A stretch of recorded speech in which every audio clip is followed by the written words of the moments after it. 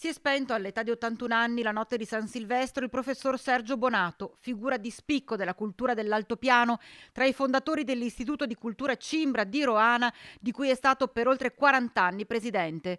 Insegnante di italiano, preside del Rigonistern di Asiago, ricoprì anche il ruolo di sindaco del suo paese nel 75 e primo presidente dell'Unione Montana con una giunta di sinistra, al tempo l'unica nel Veneto.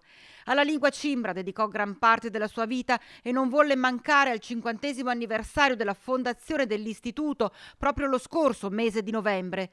Venne definito in più occasioni uomo di pace, costruttore di ponti tra i popoli, come ricorda l'attuale presidente dell'Istituto di Cultura Cimbra, Giancarlo Bortoli.